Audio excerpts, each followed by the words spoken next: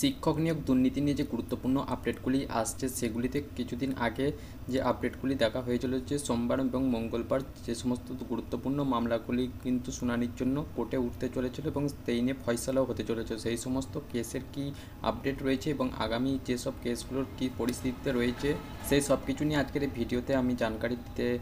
চেষ্টা করব। এখানে এসএসসির যে প্যানেলের মেয়াদ পেরোনোর পরও চাকরি পেয়েছিল যে সমস্ত চাকরি প্রার্থীদের নিয়ে সেই সমস্ত প্রশ্ন উঠেছে ডিভিশন বেঞ্চে যে সেই সমস্ত প্রার্থীদের প্যানেল শেষ হওয়ার পরেও কীভাবে নিয়োগ করানো হয়েছিল। এছাড়াও যে সমস্ত কেসগুলো মামলা শুনানির জন্য উঠেছিল সেগুলো কিন্তু খাস কিছু পরিবর্তন হয়নি বা গুরুত্বপূর্ণ আপডেট কিছু উঠে আসেনি যে সেখানে বঞ্চিতদের সরিয়ে দিয়ে নতুন করে নিয়োগ করানোর যে গুরুত্বপূর্ণ সিদ্ধান্ত বা ডিসিশানগুলো বা সেই সমস্ত কিছু কথোপকথন গুরুত্বপূর্ণ ইম্পর্টেন্ট কিছু পয়েন্ট উঠে আসেনি সেই মামলাগুলো থেকে। তাই আপাতত সেই মামলাগুলো এখনও হিয়ারিং পরের ডেট দেওয়া হয়েছে, সেই সমস্ত হিয়ারিংয়ে শুনানি হবে এবং পরবর্তী যে মামলার আপডেট আসবে তখন কিন্তু জানা যাবে। তাই যে সমস্ত মামলাগুলো শিক্ষক নিয়োগ দুর্নীতি নিয়ে জড়িয়ে রয়েছে সেগুলো কিন্তু বিশেষ কিছু পরিবর্তন এখনও পর্যন্ত আপডেট উঠে আসছে না, যেখানে চাকরি প্রার্থীদের মনে আশা ভরসা জাগে যে তাদের চাকরিটি পাকা হবে। এছাড়াও এখানে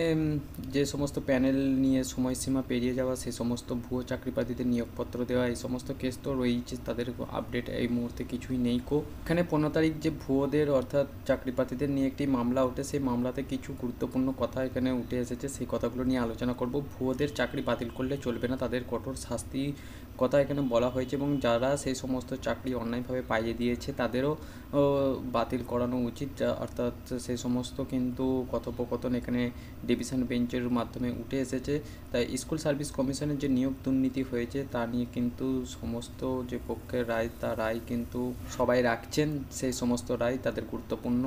যে কি করা যায় না করা যায় সেই সমস্ত কেস নিয়ে। তাই দীর্ঘদিন ধরে বহু চাকরি প্রার্থীরা চাকরিও করেছেন, তারা বলতে চাইছেন যে তারা অবৈধ নয়, তারা বৈধ, অর্থাৎ দীর্ঘদিন ধরে চাকরি করলেই যে অবৈধ নিয়োগ বৈধ হয় না সেটাও কিন্তু জানিয়ে দিল ডিভিশন বেঞ্চের যে বিচারপতিরা আছেন, তাদের সেই মামলা ওঠার সময় সে কথাটাই উঠে আসে। তাই যে সমস্ত গুরুত্বপূর্ণ আপডেট কিন্তু উঠে আসছে এই মুহূর্তে, তাই কোনো কিছু সুরাহার নিয়োগ এই মুহূর্তে উঠে নেই তাই পরবর্তী আপডেট আসার পর্যন্ত অপেক্ষা করতে হবে সেই সমস্ত চাকরি প্রার্থীদের যারা সেই সমস্ত কেস নিয়ে এখনও পর্যন্ত আপডেট নিয়ে আশা করে আছেন, তাদেরকে এখনও আশা ধৈর্য ধরতে হবে।